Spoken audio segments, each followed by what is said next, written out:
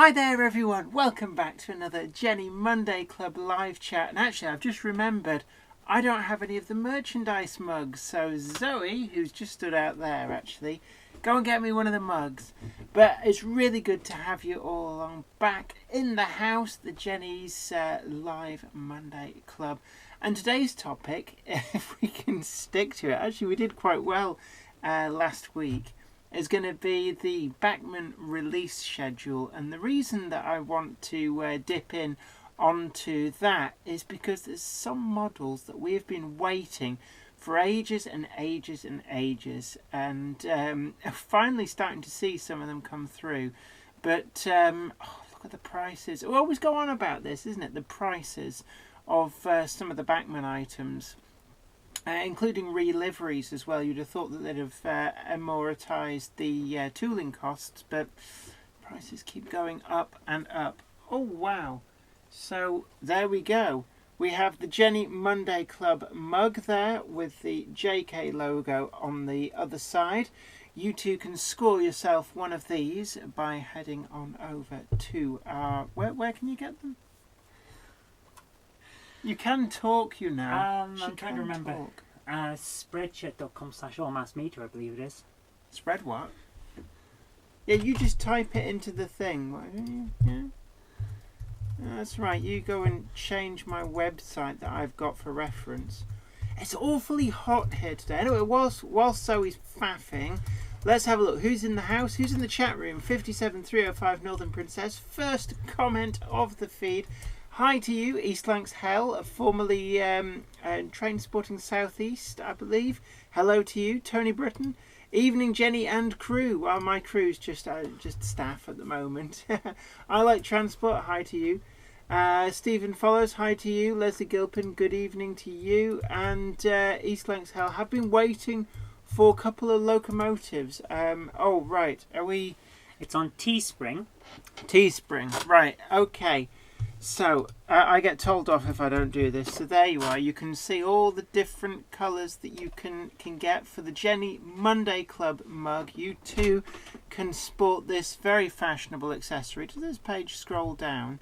Oh, wow. Look at that. And, you could also get yourself an all over the house mug as well. But what else have we got? Oh, yes, don't forget as well. Book 3 of our comic collection, All Over the House, is out and available from all good bookshops and a few really atrocious ones as well. And that's actually the cover there. It's the cover that's on the mug. Yes, it is. Right, you take this away. Actually, no, I'm going to keep that there. But yeah, the weather is really, really hot, humid. It's making me feel a bit ill. So I've got today's tipple of choice. Is what's left in the bottle of an Aberlour 10 a couple of months ago to coincide with staying in the hotel for the start of filming of GMRC. So it's quite apt that I'll probably just about finish it as that series gets broadcast. So at the moment we're looking at 30th of August for the first episode of that. 8 episodes fitting into an hour and a quarter time slots, which means an hour of actual program per program, if that makes sense, once you've taken the adverts out. But yeah, anyway, the BACHMANN release schedule. I have to say at this moment, I've been to have a look on the BACHMANN website, and they've got this new website that they're launching, and it's rubbish. I'm not going to mince my words, but they've actually made it less accessible. They've made stuff less easy to get information. And I hate that. Why do companies feel the need to mess up websites, perfectly good websites, and change it for the sake of change and actually downgrade everything, make it worse, make it less accessible? Why do companies insist on doing that? And it's not just BACHMANN, an awful lot of companies do seem to. It seems to be the in trend. I don't know. Maybe they hire these hotshot web developers who are actually snake oil peddlers and who create these overly complex and difficult to navigate sites. But really hate that. But anyway, right. Andrew Wells, thank you for that comment. I find your videos really interesting and I enjoy them. Well, that's the point. Stuart Muir, hiya Jenny. I presume you meant to say Jenny. It's a hiya Leslie Gilpin, looks like I'll have to watch early GMRC on catch up. Yeah, Pat Doyle, the series producer, I was speaking to him last week actually, and he'd said that they were trying to push that. Whoa. Go away, Siri. Oh, I don't know why. Oh, I didn't say Siri. But yeah, Pat Doyle is trying to get the transmission date pushed back for that very reason, because it's still in the summer period, so there's a lot of people on holiday, school holidays for children, and it really does affect ratings. So, it may yet change, but at the moment it's set for the 30th of August. Leslie Gilpin, sounds like the Rails website. Yeah, I've said this for a long time, that really the pinnacle of ease of use of websites is actually the Hattons website. It has to be said that the Hattons website is very, very well designed. I can find exactly what I want on there, and it's very logical, gives you the information you want, but the Rails website doesn't. I've just actually had a look at the Kerno website. Again, really hard to navigate. Why do companies insist on having inaccessible websites? Really, it doesn't really help your sales. But hey, I have found another source of the information, because the BACHMANN website is not forthcoming with this very simple information that used to just be quite simply on there, but they've redesigned it and just made it inaccessible.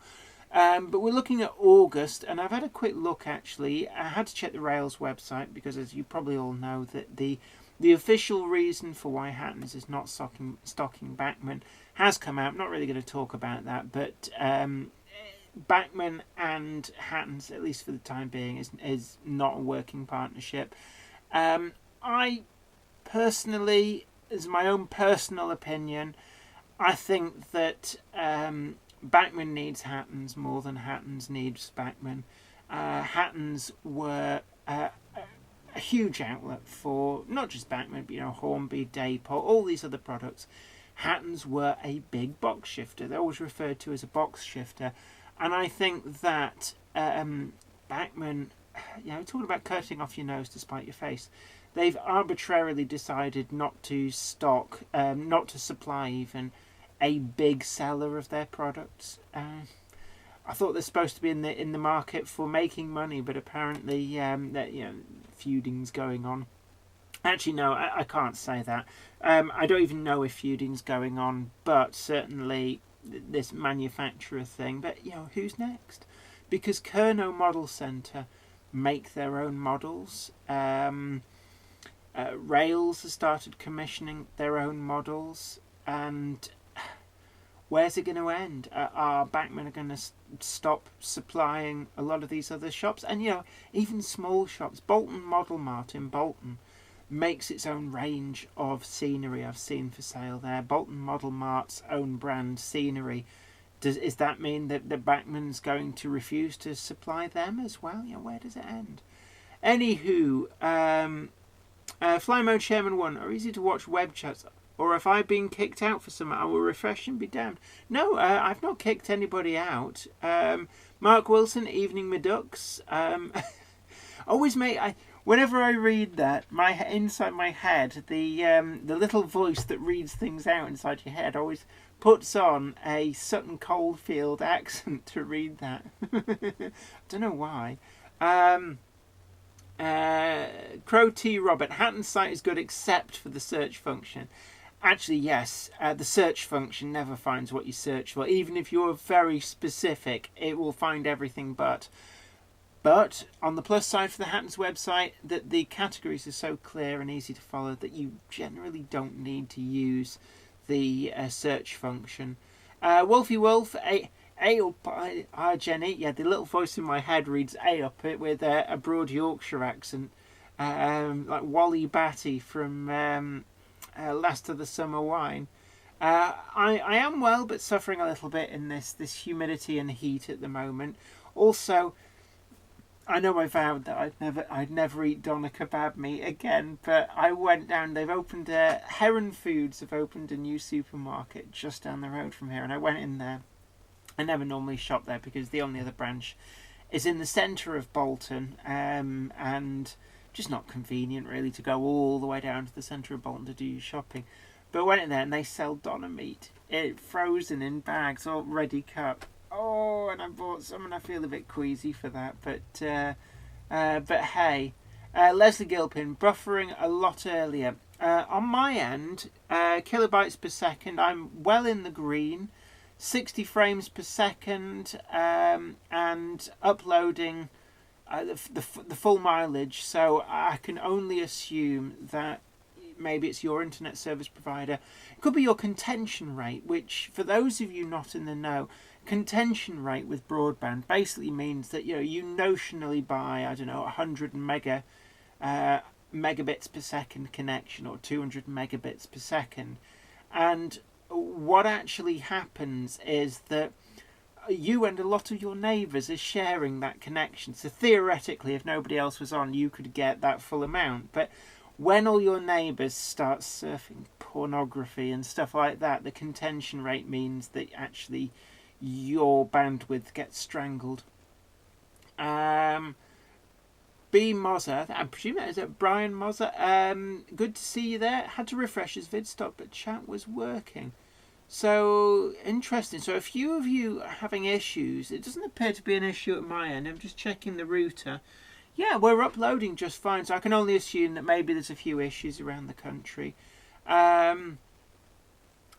Stuart Muir, I'm also looking forward to the Daypol Class 50s. I'm assuming that that's in N-gauge. I like transport. Yeah, I think you're absolutely right. In my opinion, BACHMANN are being quite childish. I agree with you. I don't understand why any company would refuse to sell to a customer who is going to then sell it on to the public at large. It doesn't make sense. Marks and Spencers wouldn't do that. Debenhams wouldn't do that. Travis Perkins, B&Q wouldn't do that. So really, I'm sorry, BACHMANN, but you come out of this probably the worse. I think Hattons have handled this with dignity.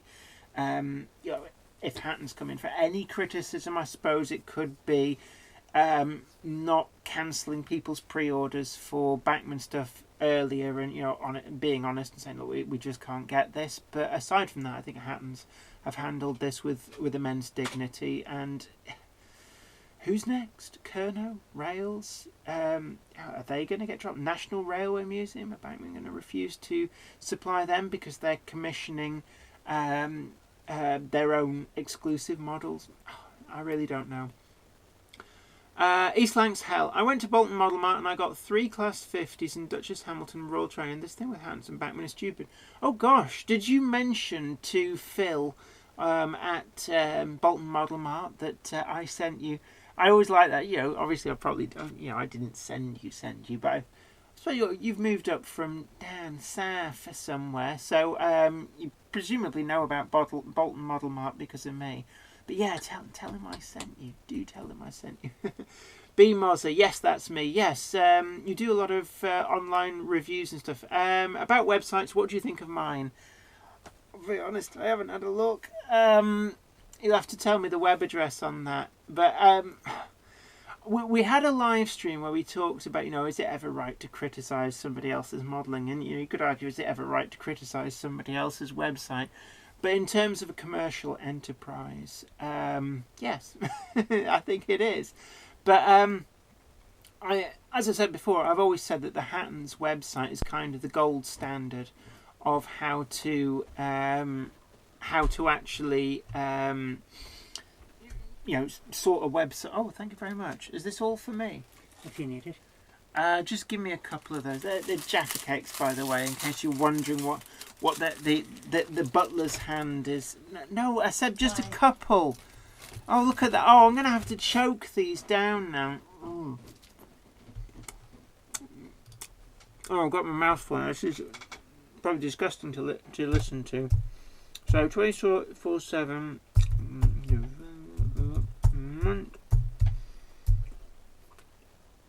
No.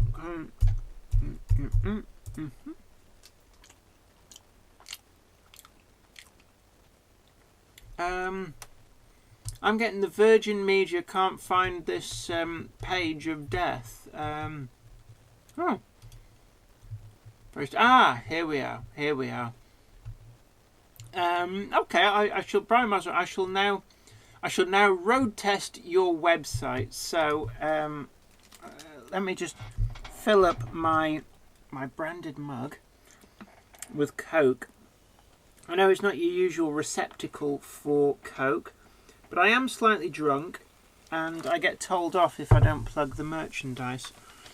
So give me one moment, because there's only so much whiskey you can drink. And those of you who follow my live stream know that in my case it's a lot less than what everybody else does. Let's have a look.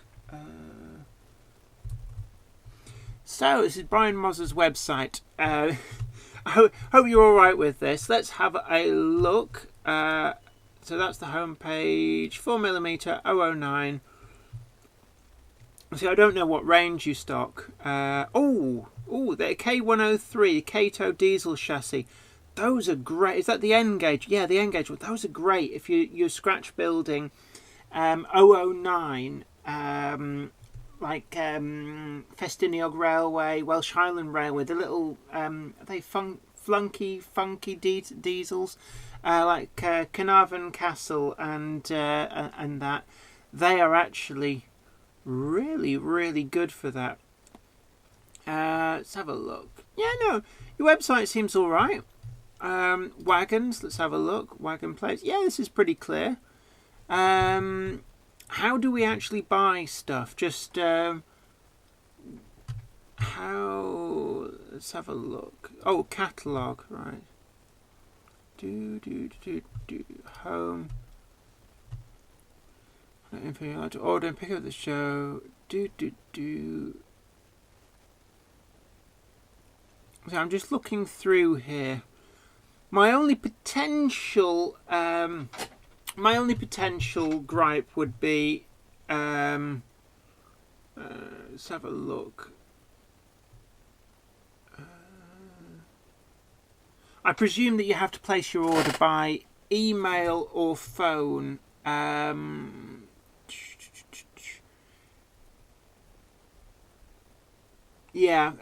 would be my only gripe. It's I've presumably worked that out, but I would have put that fairly clear at the top, like means of phone and email, at the top. But that's a really minor gripe. So it passes the Jenny Kirk slightly drunk test of user friendliness. So, boom. What was I talking about? Anywho, the planned release of BACHMANN items. Well, Whiskies Galore sound fitted train set, and I've seen the RRP on that. It's about 310 quid, and this is the thing that has annoyed me a little bit about the BACHMANN release schedule, is that they've, it's all well and good announcing a model, but then if you don't bring it to market for years and years and years, and I'm thinking in particular here about the 24-1, the price is just slowly going up and going up. And it strikes me as being poor customer relations to actually advertise a price which you then increase, advertise for a while, and then increase, and then advertise some more, and increase again. And that strikes me as, who is that supposed to help? It eventually gives you a reputation that it has with BACHMANN, that essentially you're kind of suckering people into pre-orders and then upping the price. And also from other manufacturers' point of view, I guess it's like you're Bagsying models, saying, oh no, we're going to make this, nobody else make this, and then not even visit it for years and years. But we are now finally seeing some of these things which Bachmann have announced for a long, long time coming through. So this month we're looking at the LNER J72, former Northeastern Railway E1 tanks coming through.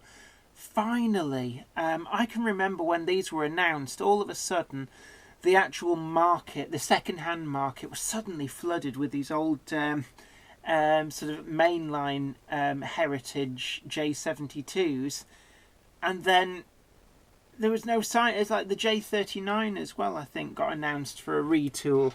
So the market got flooded with these second-hand split chassis type examples, dirt cheap. And actually, if you wanted a J39, you might as well have kept the one that you had, because there's still no sign of those. But we're looking at those coming through. And I have seen the actual pre-production, pre-painted samples of those. Bachmann, knocking Bachmann here, but they were good enough to show me these things. I've got to be careful. Can't criticise too much, I guess. But the Northeastern Railway E1 tank, number 2173, in the Northeastern Railway lined green. What's interesting is apparently Bachmann have said that these are the best selling on pre-order of all of the J72 models. They've got more orders for that than any of the others put together. And after all of these lists went out to dealers and the orders started coming in, what Bachmann confided in me that they discovered was that the photograph that they were working from was a works photo, and it was black and white, and they'd assumed it was like this light Northeastern Railway green, and it turned out that the locomotive was actually most likely in photographic grey, and would have then been subsequently painted in something like plain black or something. So there never was a Northeastern Railway lined green E1 stroke J72 tank. But they said so many people want to buy it anyway. Because I asked them, I said, so does that mean you're going to change that model? And they went, no, because people really want to buy it. So there's going to be a little bit of an anomaly that Bachmann are well aware of, but hey, people want to buy it. And actually, I'm looking at that. If it wasn't for the price, $129.95 is the RRP for a tiny little six-wheeled steam loco. And I can remember, I think it was the Austin 7, the 7F, Somerset and Dorset Joint Railway 7F.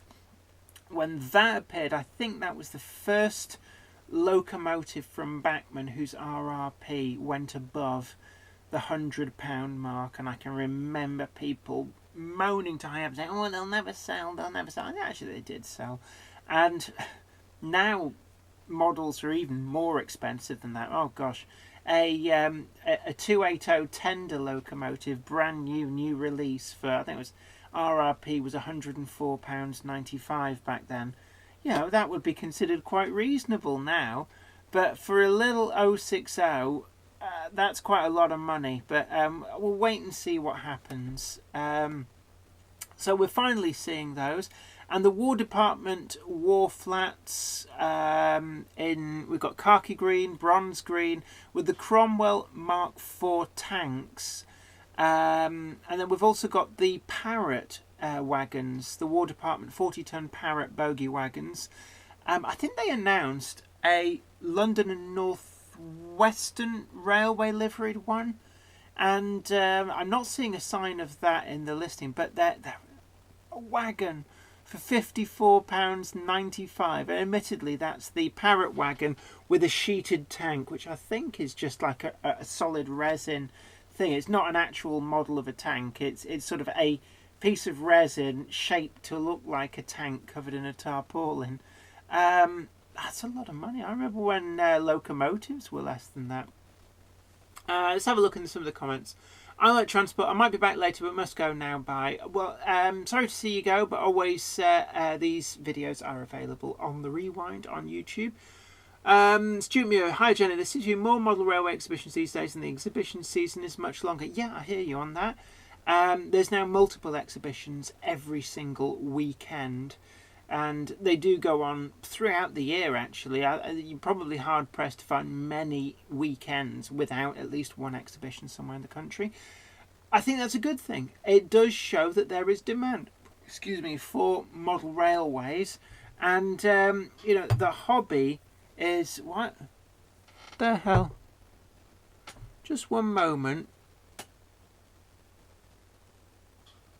Oh, right, they're throwing them the other way. There's some kids at the back and they're throwing stones. I thought they were throwing them at the house, but they appear to be throwing them at a shipping container. I don't know whether you heard that metallic ding. Yeah, kids, eh? We were there once. I remember getting told off for throwing stones. What was I throwing them at? Probably cars. I was a little horror. Oh, they've just smashed somebody's window. I'm sure I've just heard the smash of glass. It's on camera. I'm waiting to see a homeowner come running. Anywho, meanwhile, back at the ranch, Cottesmore, still waiting for a 158, 4 years late. I'm also disappointed that they aren't releasing their current liveries they offer too on the new tooling, nor ones like TFW bang up to date. Yeah. Faya Oland, the usual quick hello to you. We'll watch the full video later. East Lancs Hell. Jenny, I was looking at Steve Flint video for GMRC Season 2. I looked very closely out your layout for 15 minutes. Yeah, I do feature in that video that he released, if that is the one I'm thinking of. I am there, as is some of the other team members of my team, including, if you know who to look for, Stefan Nilsson, who is the editor of the Swedish model enthusiasts magazine, Model Janusfags Magasinet, which I write for. So there's a famous figure from railway modelling circles who was hidden in plain sight as one of our team members. The layouts you won't see in those little teaser trailers because well, at least you shouldn't do, because they're under strict orders not to put out any spoilers. William Glover, is the V2 coming out this decade? Your guess is as good as mine. Just looking down this list, actually, V2, there is no trace of that at all. Pass. I don't know. Really don't know. Let's have a look. Well, there's a lot of reliveries here, but prices are going up and up and up. September, we're looking at the Digital Sound 31-147DS. This is the Great Central Railway liveried Zeebrugge in Great Central Railway lined green. Gosh, £274.95. That is sound. Now, what's interesting is that BACHMANN may have been showing off that particular loco, and I don't think it was definitely not sound fitted, as far as I'm aware, at the event that I saw it being demonstrated. So it's interesting to see in this list that it's actually coming out as sound fitted. It is interesting that it is interesting that the Great Central Railway livery does seem to be being very popular. They are bringing it out again. The the J11, I think J11. That was very popular in Great Central Railway livery, but I've seen no evidence that they're going to re-release that. Interesting. The Growler, Blackwood, N-gauge layout, evening all, hard day at work. Also got a stonking headache, but hopefully the live chat will help get rid of it. Well, have yourself a drink. We've got some Aberlour 10-year-old Highland single malt there. Probably wouldn't really help a headache. That sounds to me like if you've been outside a lot in the sunshine, that'll be mild heat stroke. You need to drink plenty of water and take some paracetamol. That will help with that. J. Paul Anderson, Chinese wages have risen quite considerably in recent years. Manufacturers are already branching out to Vietnam, Laos, India, etc. Yeah, actually, interesting enough, the Hornby Junior Paddington train set, which I reviewed, they sent through a review copy, very kind of them. Thank you very much, Hornby, for that. That says it made in Vietnam on it, but just remember one thing. Yes, the wages in China have gone up, but as a percentage of the overall cost of the item, it's still quite small. And it's my firm belief that wage rises in China are being used as a cover-all excuse for a rise in prices, when actually that's not the full story. I believe that the wage costs, even with the increased wages, is not putting up the prices by the amounts that we've been seeing. I like transport. I wasn't going to wait 5 years for a TFW livery 158, so just painted the earlier tool. Yeah. And actually, Melanie Lewis was. I did have her lined up to be the guest on today's live stream, and you may have noticed I'm sat here on my own, and that's because she's in Los Angeles at the moment with work. So hopefully, Melanie will be here next Monday. But one of the things she's really good with electronics. But one of the things that she's currently doing is she's adding all singing, all dancing, gizmos, lights, sound, all this kind of stuff to some quite old models. I think she's doing the old Hornby Class 142, and she's giving it like 6 different lighting functions, sound, all this kind of stuff. And there's nothing really that stops you from doing this to some of these older models, and it's something that I've actually been doing today. I've been DCC fitting some of the original releases of the BACHMANN Class 8 diesel shunters that were not DCC ready, and actually it's quite easy to do. So with a lot of these previous tooling models, they actually form quite a nice starting point to do some detailing and customization work, if you so choose. And actually, what I've found through experience is that things that you might think, oh God, that's not for me, that that the skill set required to do that is out of my league. Actually, a lot of these tasks aren't as difficult as you might think. And certainly YouTube is a great resource for looking for videos of other people doing similar things. I use it for all manner of things. Within the hobby, one of the best things I've found YouTube videos are good for is figuring out how to get inside models to DCC chip them. So, some models are, you need very dexterous fingers and to have some kind of second sight to be able to find all these little screws you're supposed to undo and all the little bits you're supposed to pull out. But also car repair videos as well. You can find how to do these things in videos that will take you through step by step, and quite often you can end up with an exceptionally good model for a lot less than you would pay for an all singing all dancing model from the manufacturer. But also in the case of those people waiting for a retooled V2, retooled J39, retooled 158 in the livery they want, you end up with the model long before the actual manufacturers come through with it. BACHMANN Europe and Hornby. So it's gone off the top. It keeps doing this because I keep jabbering away. John A. Dawson, hi to you, long time viewer, first time chatter. Always welcome people to chip in with their 2 penneth worth. Always welcome your interaction. That's really one of the main reasons why I love doing these live streams, is to get this immediate interaction. But by the same token, there's a lot of people who like to lurk and listen, and that's perfectly acceptable as well. But maybe it's time for BACHMANN Europe and Hornby to start bringing home the manufacturing of their models from China.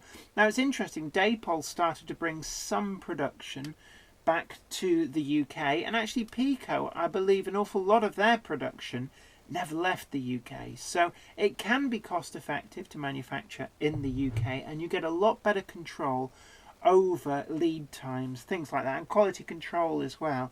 You can react to demand. So if something unexpectedly sells well, you can increase a production run very easily, rather than having to negotiate with the Chinese factory, then having lead times, transportation times. And also it means that you don't end up missing key deadlines. Like I remember when the BACHMANN Class 37-4 first appeared, and it arrived just in time for Boxing Day. Yeah, that's right, you heard it right. Their big Christmas release that year didn't arrive until just after Christmas because they didn't have enough control over the shipping times, and also the Chinese factories didn't really quite care how important Christmas was. So, it's like, yeah, we'll get it out when we get it out. Leslie Gilpin, I'm seeing N-gauge carriages from USA over £80, given $80 cost in USA and importers charging at parity. Yeah, that's always really naughty. I nobody likes being gouged, and I see, manufacturers do this a lot. They, I suppose it's not such a big deal now that the pound's dropped somewhat in value, but it always used to be that something that sold for, say, $20 in America, they would sell for £20 in the UK, and it's like, you're ripping us off there. But yeah, Leslie Gilpin, BACHMANN is a Chinese company. Yes, they are. Cada Industries. John A. Dawson, I agree, Leslie Gilpin. Importer charges are getting out of control. I live in Canada. Although, not to single out one retailer and say, oh, isn't this brilliant? But Hatton's generally are pretty good in that respect. If you're based overseas and you buy from Hatton's, and I'm not on this video getting any kind of a commission for saying this at all, but I do know that they take the VAT off, and the carriage charges are generally about the same price as what VAT you've saved. So you end up paying what people in the UK pay for their stuff, so you get, you're not getting gouged or ripped off at all. So I dare say that other retailers like Rails or Kerno or 53A models, to chuck in another name there, all do something similar. So importing from the UK to somewhere like the US or Australia does tend to actually be quite reasonable. Brockwell Lane, I love BACHMANN products, but they seem to have management issues. I doubt many customers will be on their side over the Hatton situation. Yeah, and as I said, it does feel like cutting their nose off to spite their face. And, that's no way to run a business. Telling who must have been one of their biggest, if not the biggest retailer for their products, that you're going to refuse to supply them. How is that good business sense? I really don't understand. East Lancs Hell, I got all my money back from Hatton's for BACHMANN pre-order. Well, yeah, definitely. Hatton's are very above board with that. They won't take money for something that they won't deliver. It's as simple as that. Ben Davis, hi to you. Is it true BACHMANN have stopped working with Hatton's? Yep.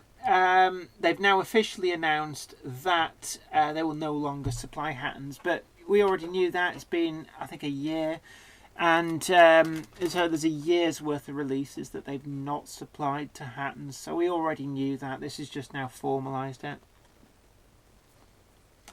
So I'm just scoffing these Jaffa cakes. Hey, would you like a Jaffa cake out there? Jaffa cake goodness. Until I'm getting drunk. If you want one, just reach through reach down the phone line, through the internet, and back up through my my Cat 5e connection, through the camera. That would be creepy if that happened. But help yourself to a Jaffa cake. Don't let me eat them all. I will though. Flymo Chairman 1, that's one that I finished at the weekend. Bottle of Jura in the... Oh, I love Jura. There's not a bad bottle of Jura, but Jura Elixir is still my favourite. But I haven't tried Jura Journey. I don't know whether that's just a rebranding of Jura Origin or Superstition. But Jura Elixir, if you find a bottle of that, I really love that one. Aberlour, one of the sweetest single malts up there with Macallan's. Yeah, it's not too bad. East Lancs Hell, heard any rumours about the Hornby 2020 range? I think all their big announcements are out. I do know that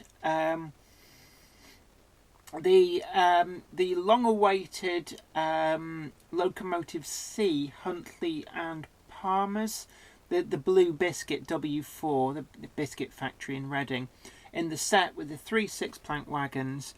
It's sold out to pre-orders everywhere as far as I can tell. You might get lucky if you contact some of the really small retailers, such as Bolton Model Mart. He might have 1 or 2 of those sets on order, but it hasn't taken a pre-order for them. So if you're really, really struggling to find one of them that's not been allocated from any other shop, I would suggest ring around some of these small model shops and see if you can bag and tag it, and tell them I sent you. I'm a big advocate of supporting your small local model shop, and that's one way you can do it. I also know that the B2 is sold out to pre-orders, I believe, certainly in the NCB blue livery. Philip Page, good evening, Jenny, and all at the Monday Club. Yeah, good evening to you. Don't forget, we've got merchandise available. The Jenny Monday Club.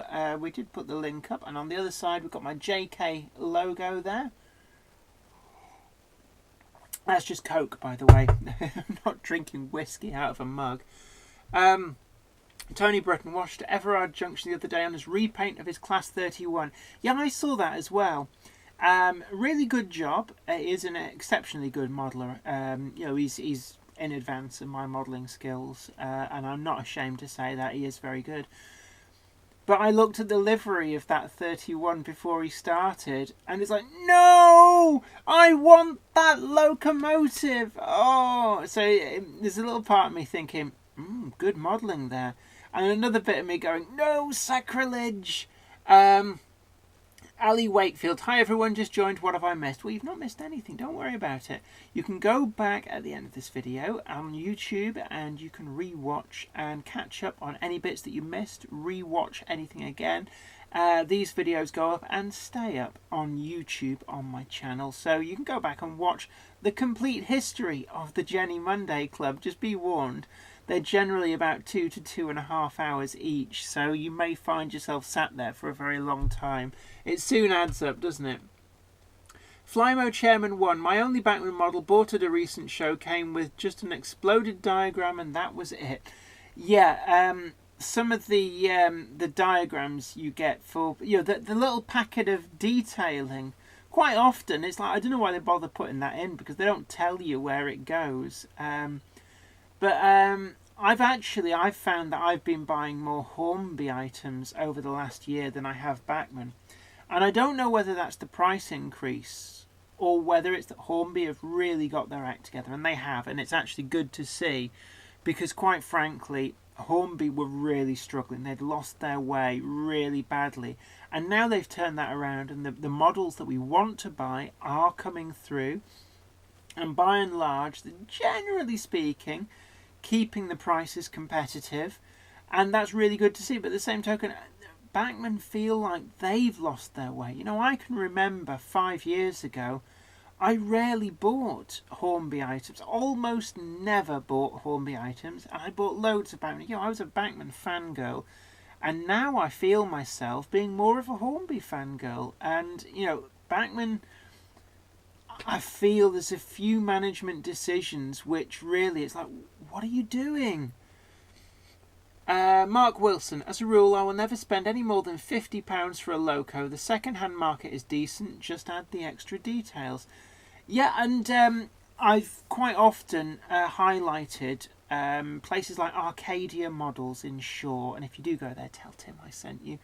But he has a very fast-moving second-hand table. He deals a lot with second-hand, but he doesn't necessarily have a lot of second-hand in any time you go in there, and that is because it is so keenly priced. They are priced to sell, and I've seen a lot of items literally get traded in and then be sold to somebody who was in the shop when they got traded in. So it's pot luck, but you get stuff at a really, really good price. So yes, you can get top-notch, really good, super detailed modern locomotives and rolling stock for really keen prices. And we interviewed here on the Monday Club a couple of months ago now. We had Derry Faux Nightingale on, who you might remember from Biggest Little Railway. He was on GMRC Series 1.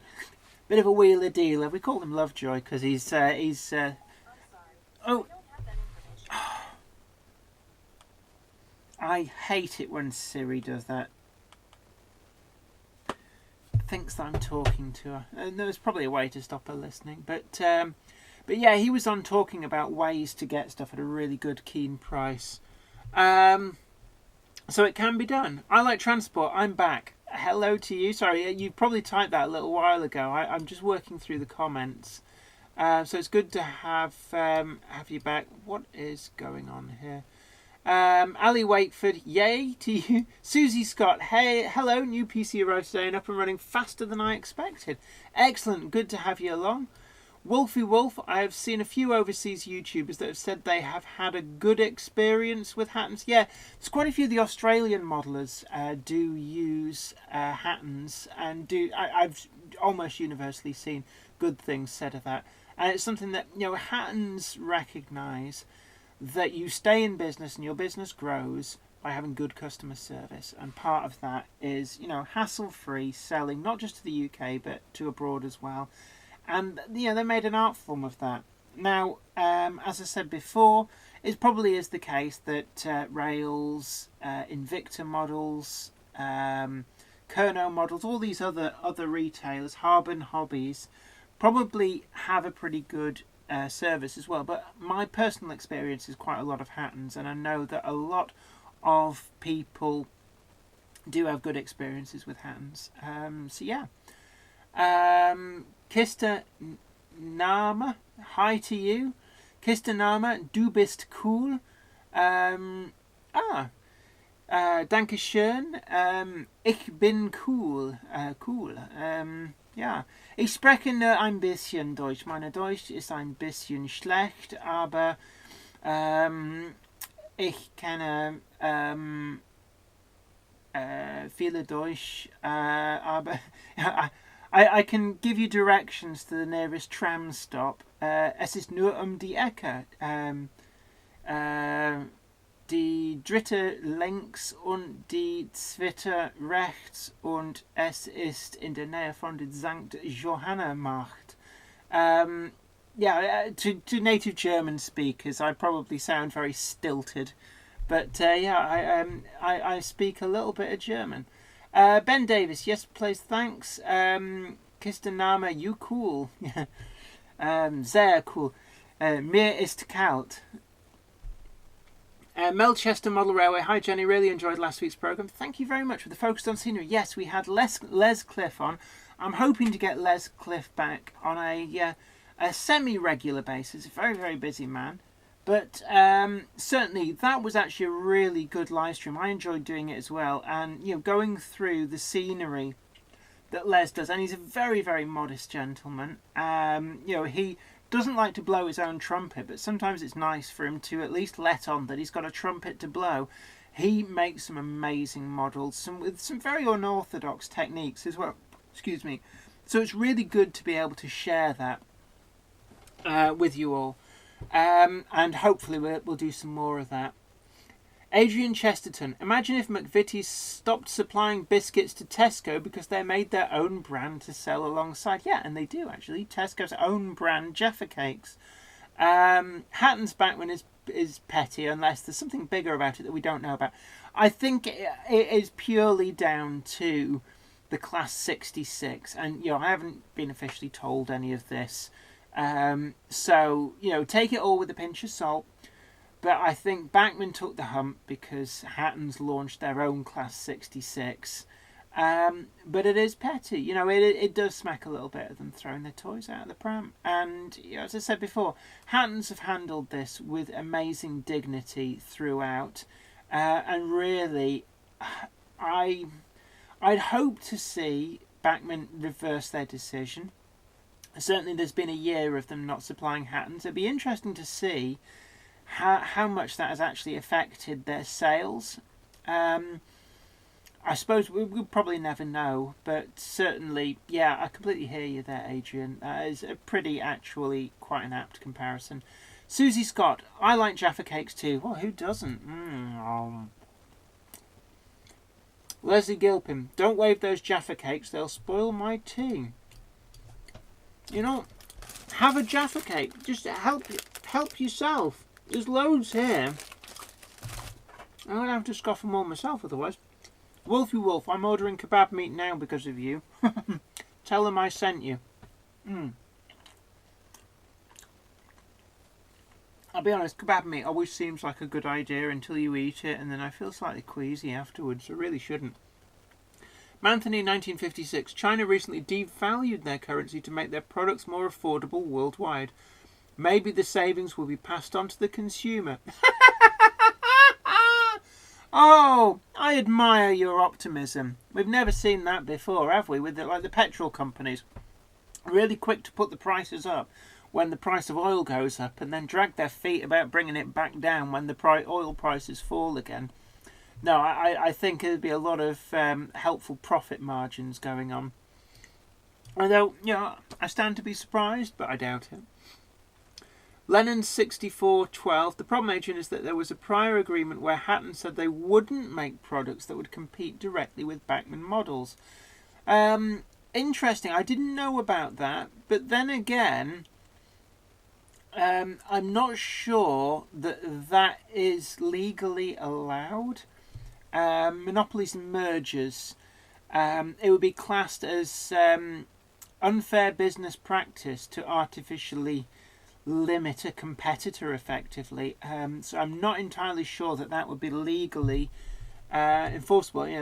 I've seen no evidence that actually happened either, it has to be said. Kisten Name, you are cool. Mir ist kalt. Sehr kalt. Mir ist Sub-Zero.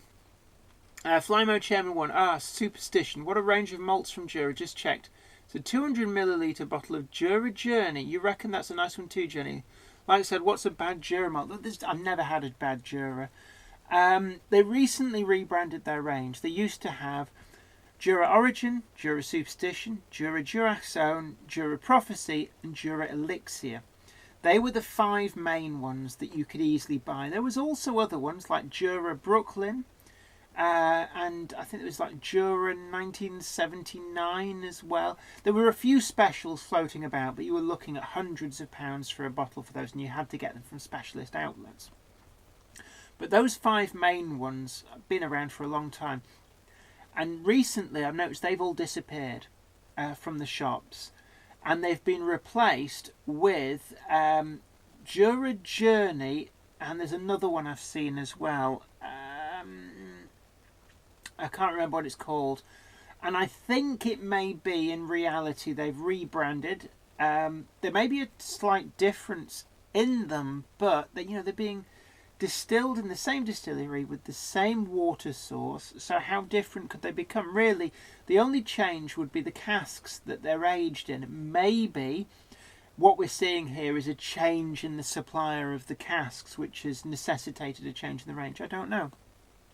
But I haven't tried Jura Journey, but I've got every faith that it'll be a good whiskey. Kisten Nama, how old are you? That's a bit rude, actually. You shouldn't really ask people their age. Well, not women, anyway. I'm middle-aged. I'm as old as my nose and a little bit older than my teeth. East Lancs Hell. Jenny, I have idea to information out you for GMRC. Let give you brainwashed you. Oh, I think your keyboard just got encrypted. Carol Taylor, good evening, Jenny. Been busy with my log cabin, sorting out timber lengths for the baseboards finally. It's always good to get stuff like that finally up and running. The Don Juan, is a Jaffa cake a biscuit or a cake? There was a big court case about that as well, I think. Did it come down? It's legally it's a biscuit, or is it a cake? I can never remember. Certainly, there was a legal case with Revenue and Customs to do with the VAT. Tony Britton, you were so right, Jenny. Hornby were on their knees. What a turnaround. Certainly, yeah. And what it showed with getting Simon Kohler back in, that top-level management that has a good, focused direction and knows their product inside and out is incredibly important.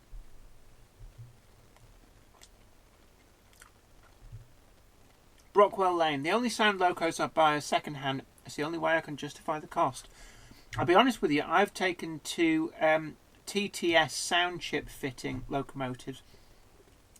I'm not quite so picky about the steam ones, it has to be said. So I've got an awful lot of locomotives whose sound files are actually other locos. I tend to keep them to the railway company. So in my opinion, it's the whistle that's probably the most important. So Great Western locos, I sound fit a lot of locos with either the King sound chip or the Castle sound chip, but they aren't necessarily Kings or Castles.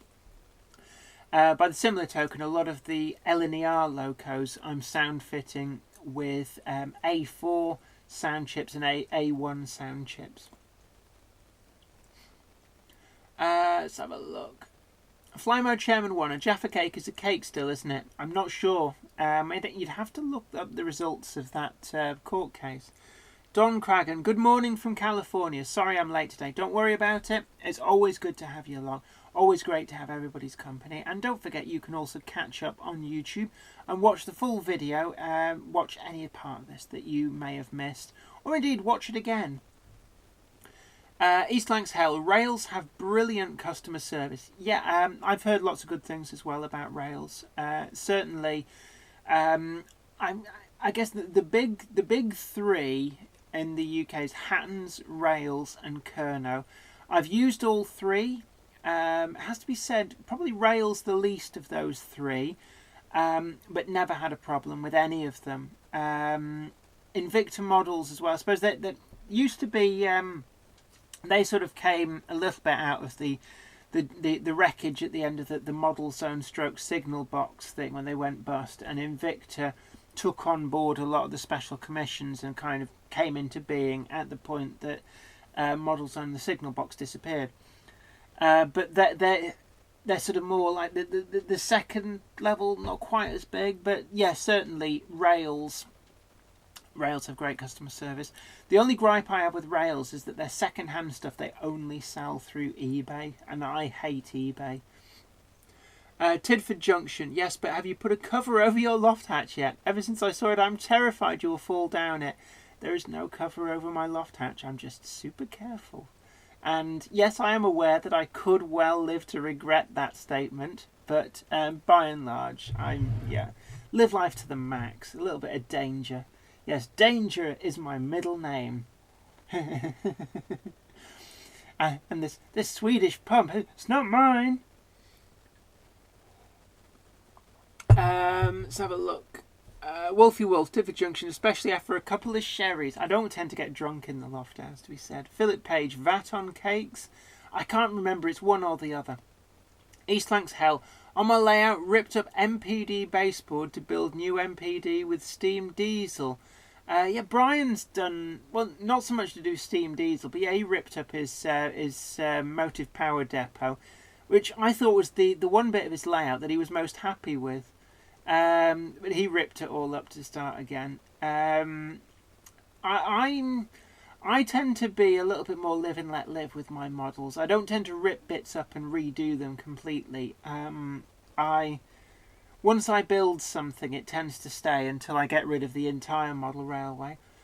57305 Northern Princess. It's cake because of the moisture contents. Actually, I could see that. They're slightly more moist. Moist. What a dirty word. Write that down, darling.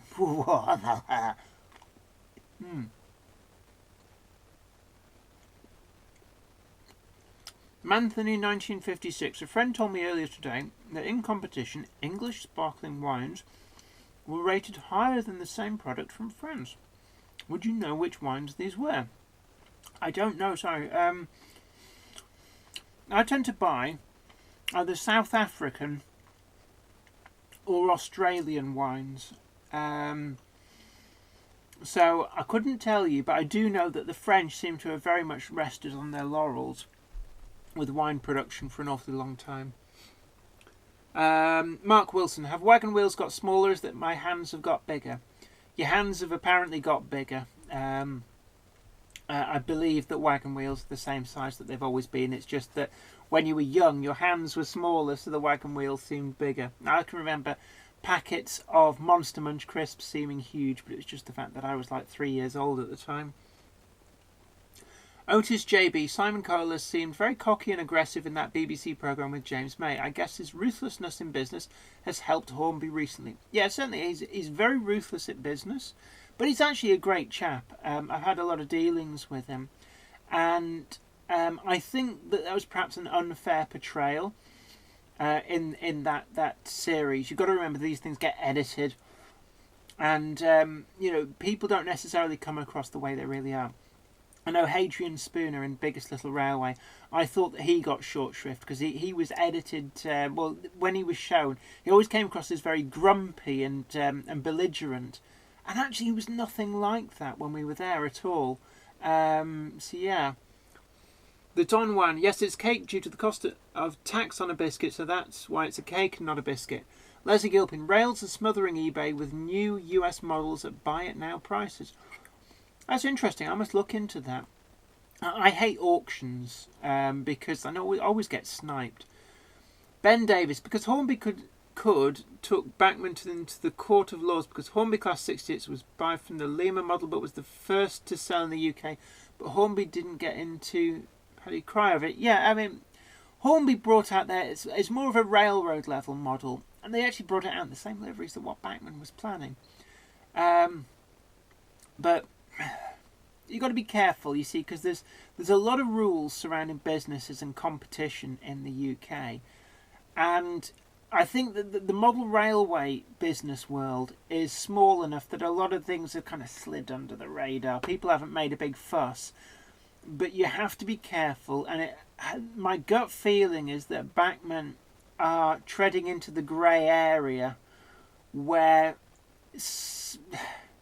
I think they're a little bit naughty in areas like that. But I could be wrong. I'm not a lawyer in any way. So, my gut feeling is that you've got to be careful with the competition aspect in UK business.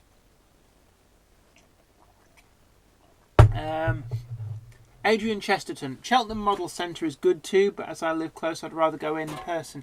Yeah, Cheltenham Model Centre, I've used them as well, and Hereford Model Centre. I always get those two mixed up. I'm a very big supporter of models that commission their own either reliveries or outright models. So I've had a few of the Cheltenham Model Centre's special commissions, some of the Hereford Model Centre ones as well. And I have actually visited the Cheltenham Model Centre. I did get to Cheltenham. There's some really great second-hand bookshops in Cheltenham. So I've only visited the city of Cheltenham the once, but I thoroughly enjoyed my time there. And yes, I did find the opportunity to find and go into the Cheltenham Model Centre. It's fairly close to the centre, actually. It's quite, once you look at where it is, you can just walk to it from the centre, which is exactly what we did. Wolfie Wolf, the court ruled that the Jaffa cake is a cake. And I'm guessing at the time some of the lawyers muttered, yeah, the clue's in the name. But it was Inland Revenue were basically trying to skin them for tax, as is the way. Flymo Chairman 1, or a different batch of casks being opened with so subtle differences they've released a different Jura range. It'll be marketing wah-wah, but I do like the free glasses I've collected with them. Yeah, I think you're right. There'll be a subtle change, probably to do with the casks. In fact, almost certainly to do with the casks. So yeah.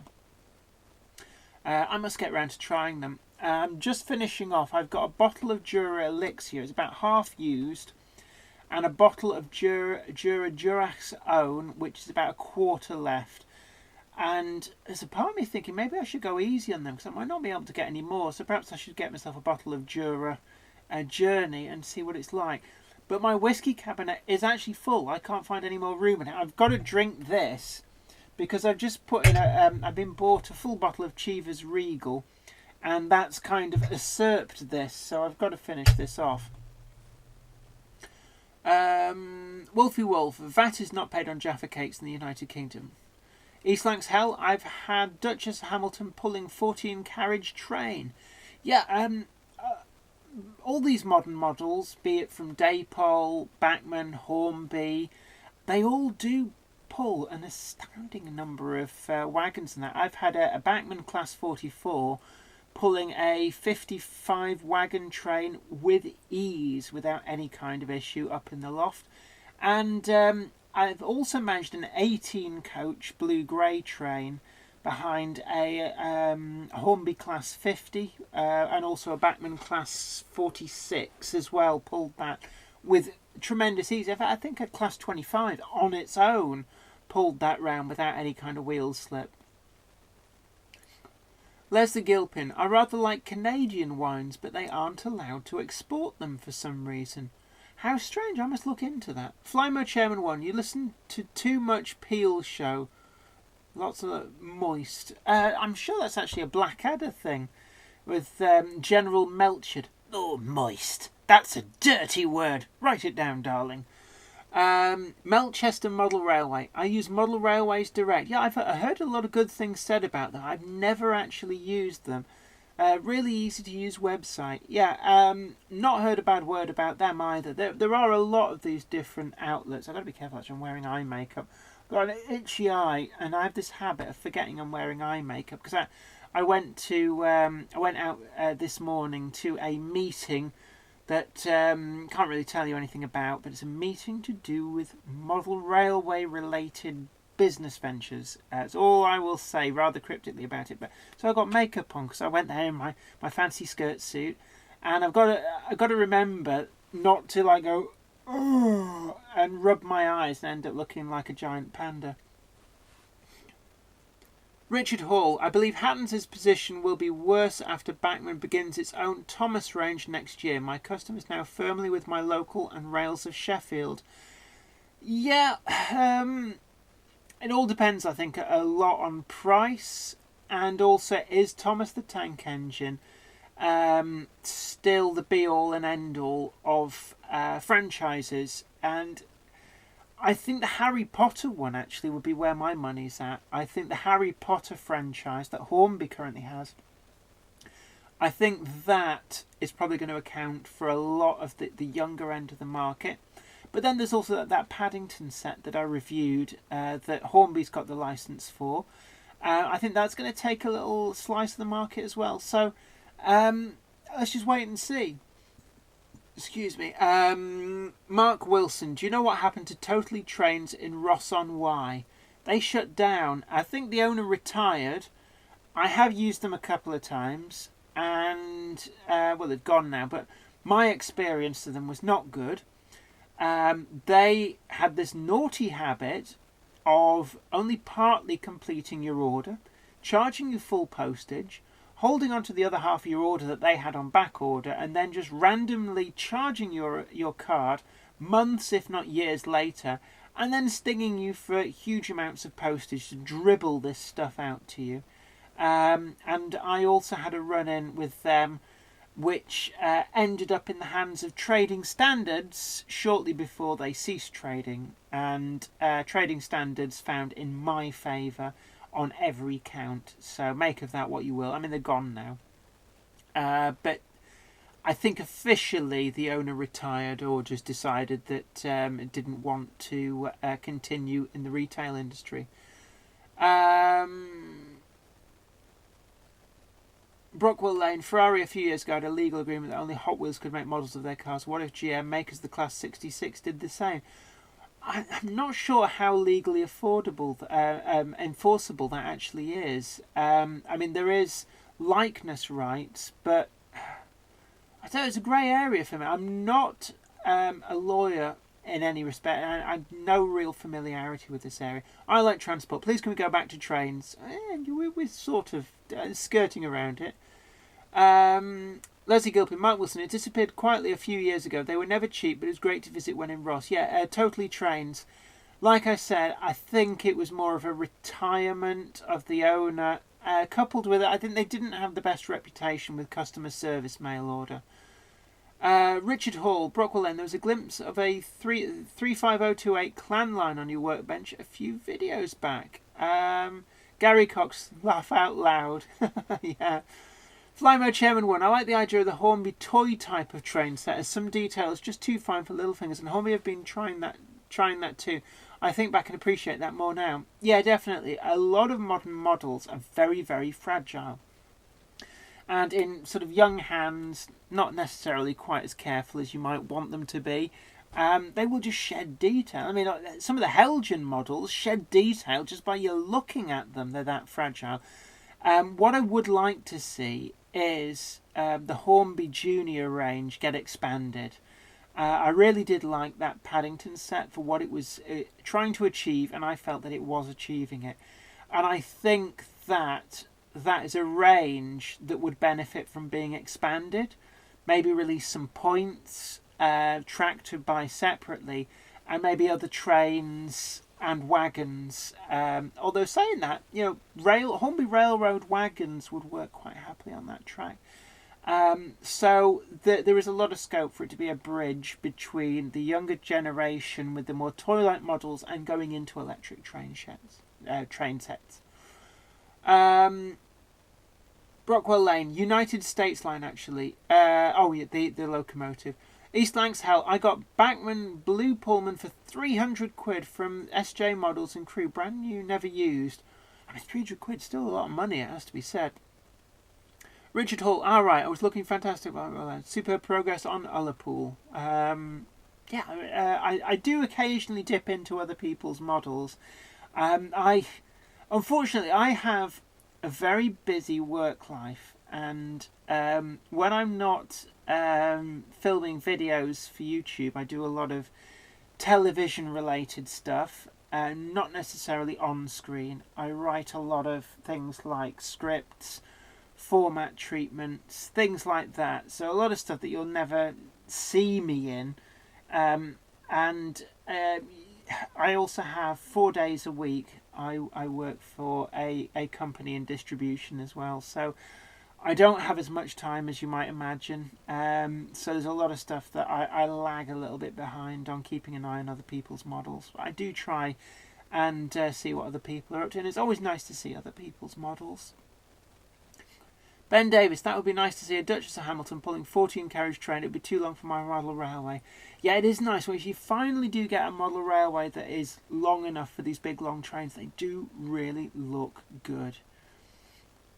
Mark Wilson, the Hornby Railroad locos also increased on prices year on year. There is an element to that, but it has to be said that the Hornby Pocket Rockets, the likes of the Smoky Joes and the GWR 101s, can still be got for under £20, brand new. So there is definitely a very budget end of the range that is there. And I remember as a kid, the Smoky Joe, the Desmond, locomotives like that. I loved them. I really did love those as a kid. It didn't bother me that they were actually very basic models that didn't really match a prototype. With the generic motor and chassis under them, didn't bother me. I loved them to bits. Flymo Chairman 1. It was nice to see the Paddington train set running on a real layout. Reminded me of my first train set, Hornby's Blue Pullman set in 1974. Yeah, it was one of the things I tried to do with that review, was to look at it from a small child's point of view. And that's something that all of the other review videos that I've seen of that on YouTube, I think a lot of people reviewing it kind of missed the point that it wasn't aimed specifically at their sector of the market. It's aimed at a different sector, and it's something that was said to me by a number of people, was that I got it. And one of the things was that it was important that that train runs on a real model railway. And Simon Cole has said to me as well, he was quite pleased that I showed that, because it was exactly what they were going for at Hornby. And it means as well that you can go electric and get as you get older, you get an electric train set, but that Paddington set will still work on it, so you can keep that treasured first train. And a lot of us have still our first ever train that we had as a kid. We might have moved on to these miniature reality models, high quality models, but I can't be alone in still having my childhood train sets knocking about. You always remember your first locomotive, and for me it was a Hornby 00. 264 standard class 4 tank with a lined BR Early crest number 80054, and that's at my parents' house. And I still got it. Wouldn't ever get rid of it. I mean, it won't run on 2 rail, but I would never dream of getting rid of that locomotive because that was my first locomotive ever. East Lancs Hell, the Blue Pullman is it was a birthday present. That's actually a really nice birthday present. You're quite lucky with that. Evening to you, New Mills Model Railway. Manthony 1956, once railroads actually paid model manufacturers to use their paint scheme. Now both railroads and manufacturers in the US require licensing. Is it the same in the UK? I believe it is. Certainly for modern commercial companies, you have to license the paint scheme.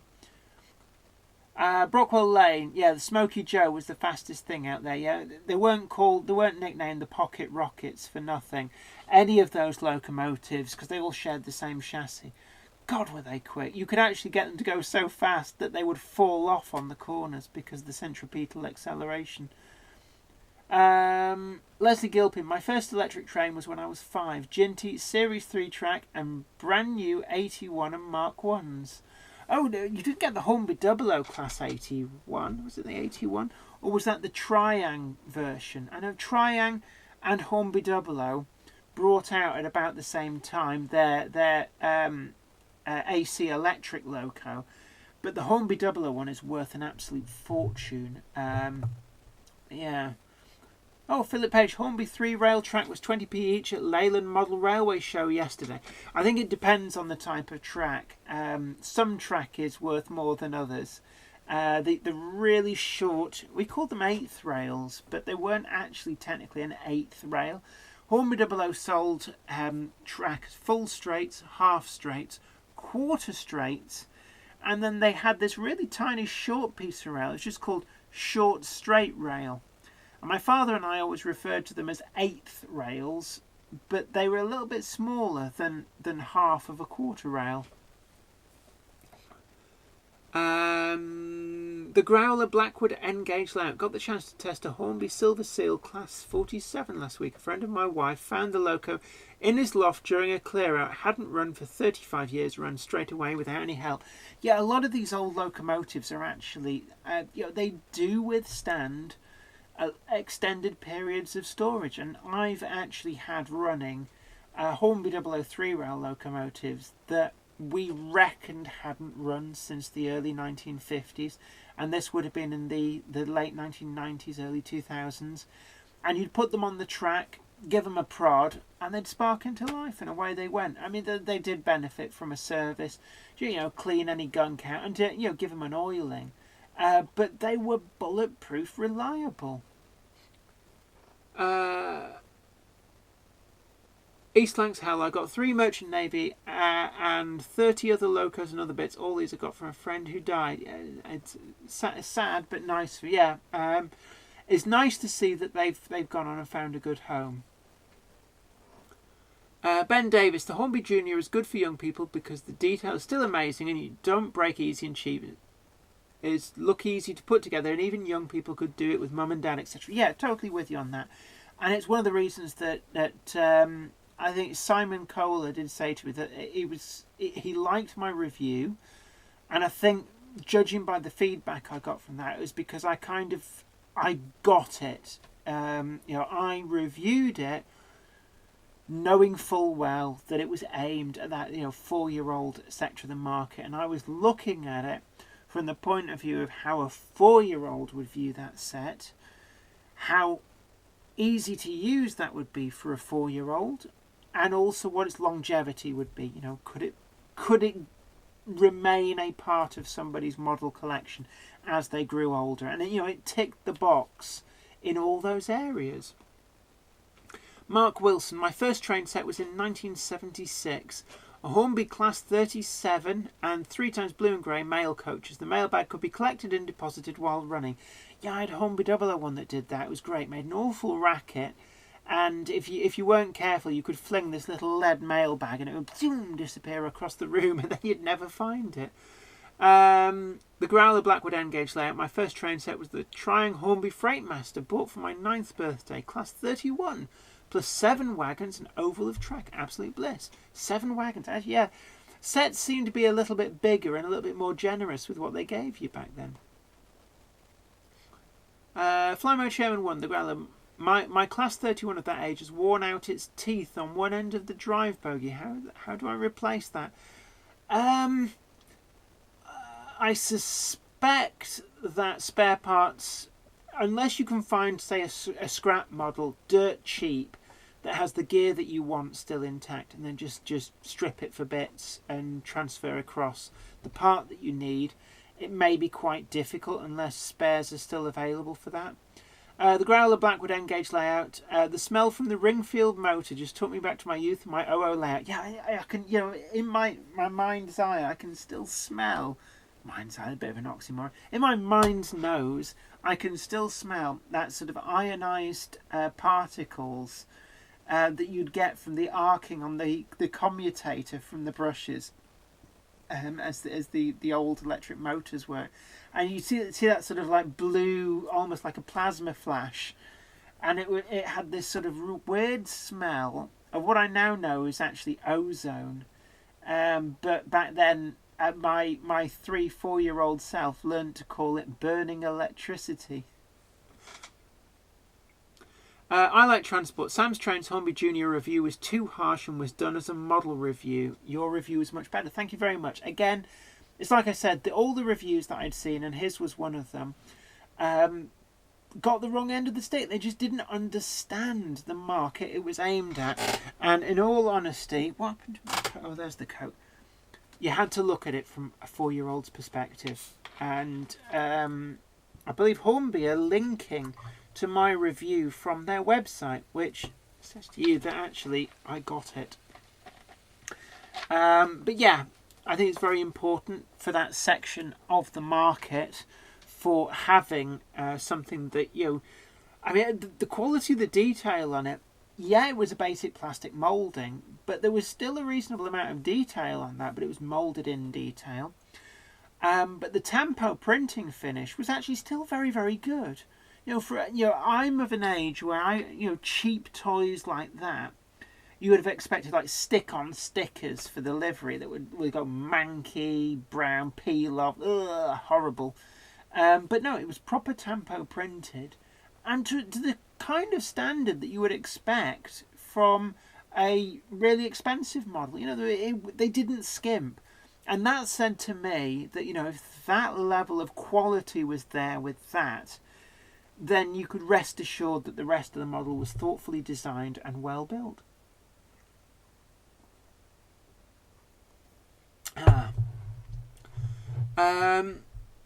Brockwell Lane, do you think train simulators on PC or consoles will take people away from models? They are getting very good. I don't think that they will take people away from models. I think it adds a different aspect. You might bring people in who would never have gone for an actual real model railway, and perhaps they become a kind of gateway to the computer generation, getting them that interest in trains. I don't think that anybody who would have otherwise become a railway modeller would be sort of sucked into these simulators and not become a railway modeller as a result. I don't think that that's a risk.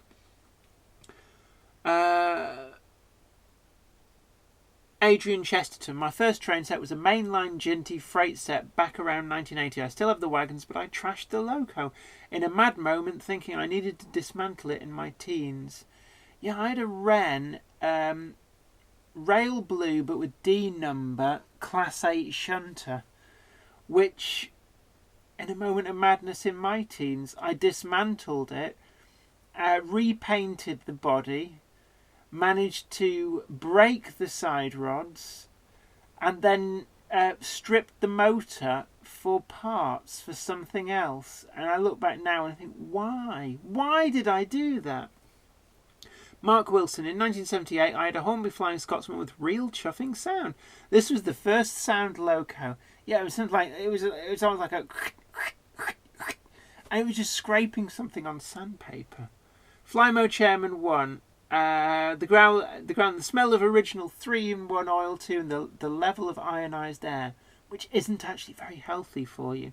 That smell, which I believe is ozone, which is O3, ozone is not good for you in the slightest. It might be a version of oxygen, but it ain't for breathing.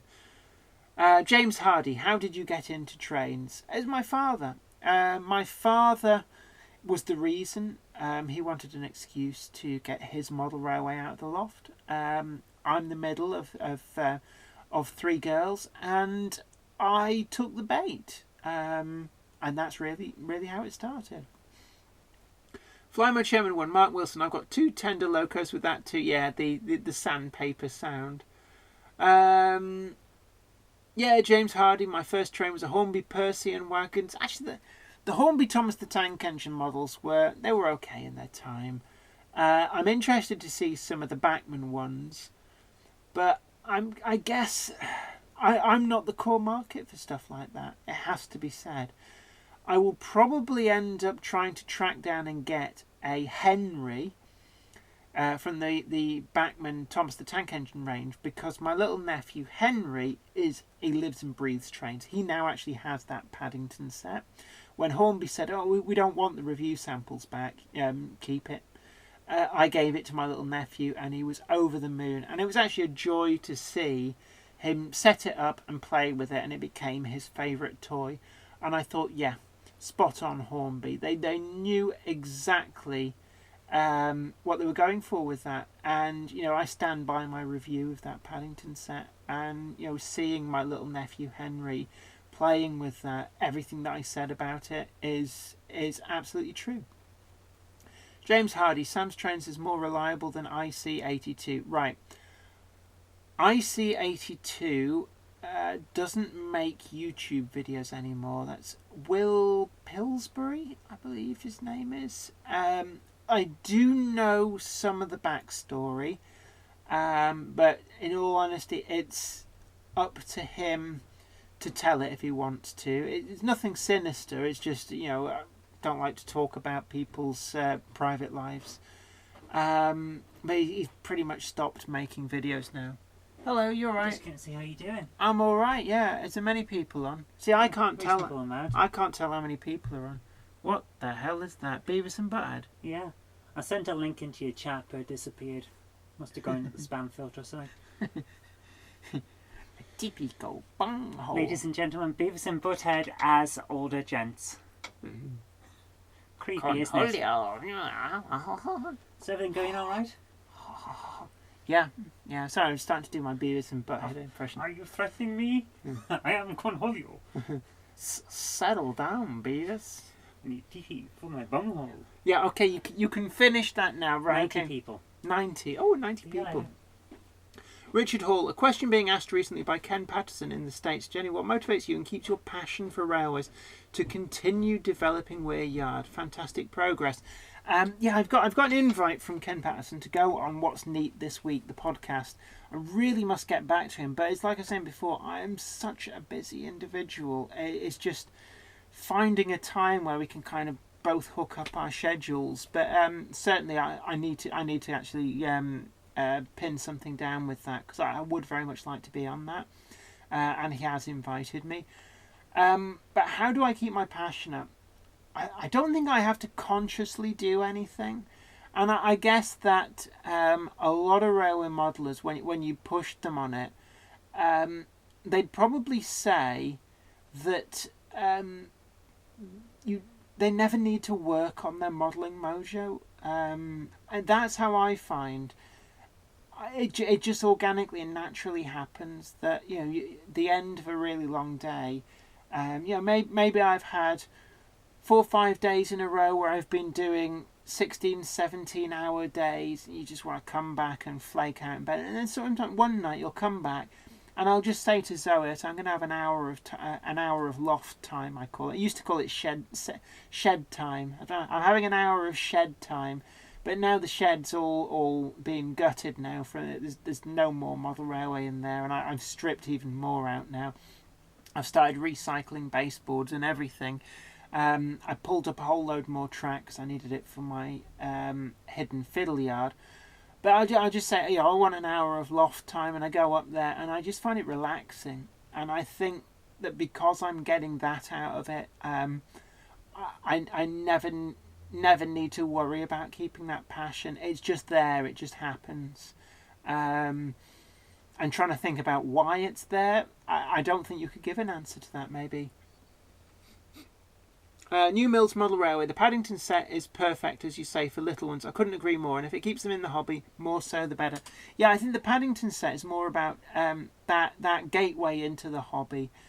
Because it's fairly inexpensive, it's robust, and it has that future-proofing. It can run on the bigger boy model railway as and when required. So it's not a standalone train set. It's not like, somebody said to me, oh, well, why does this needed in the market? You've got the Brio wooden train sets, and they're not, they're a completely different product.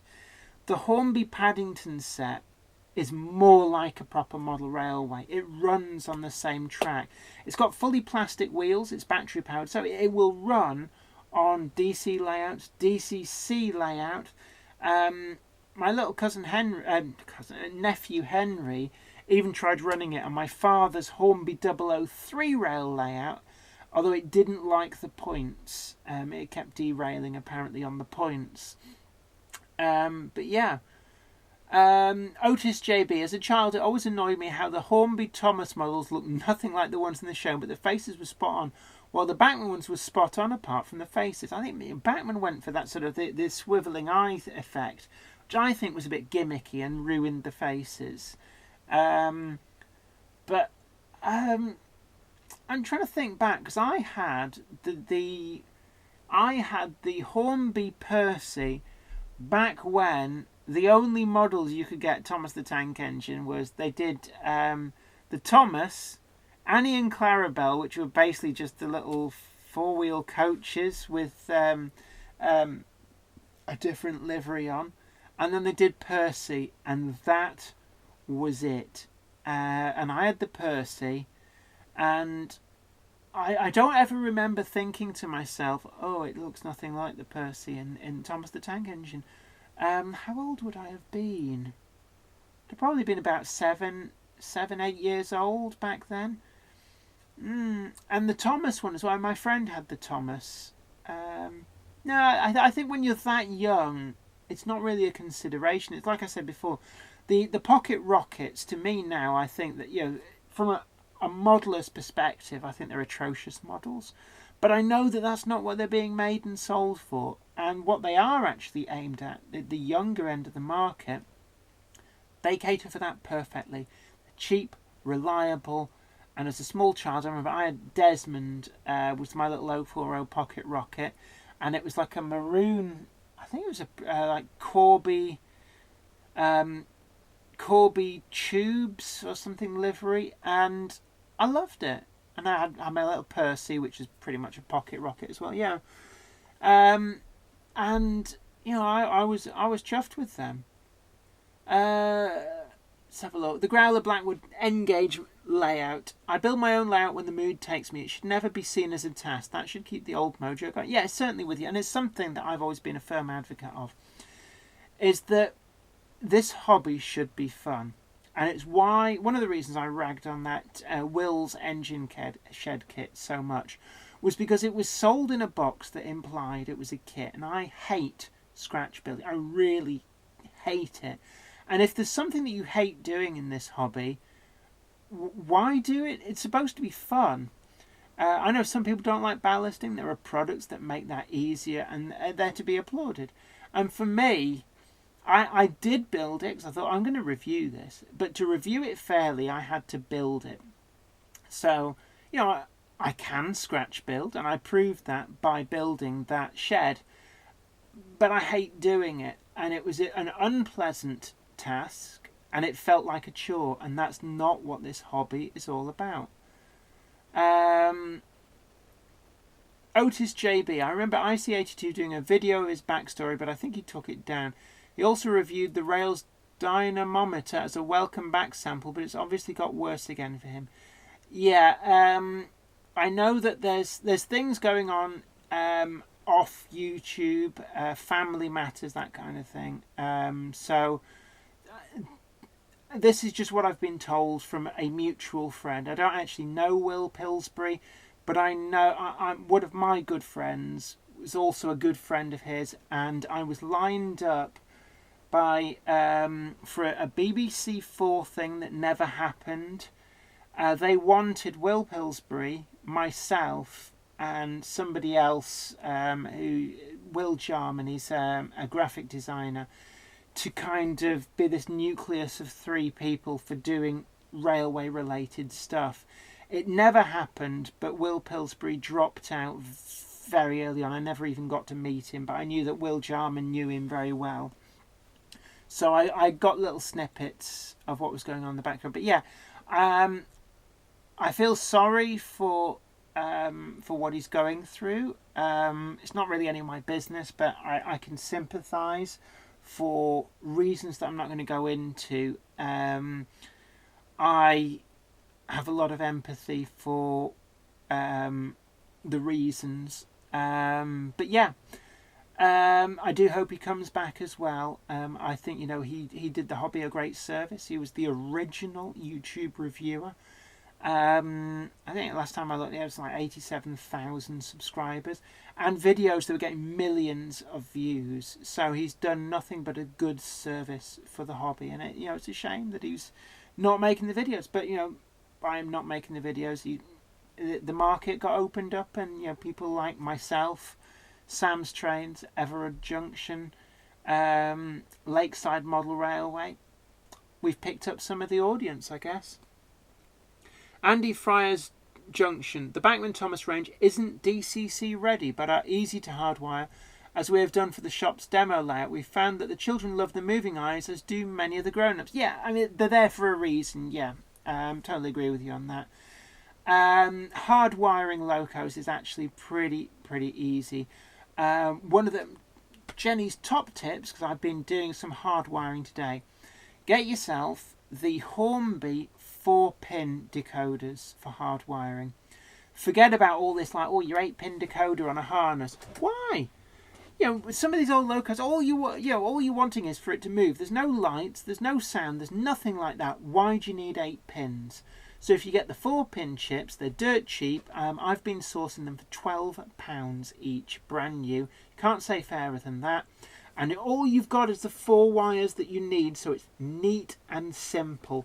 And but yeah, basically, you can hardwire pretty much anything with one of those. I've been doing the early BACHMANN,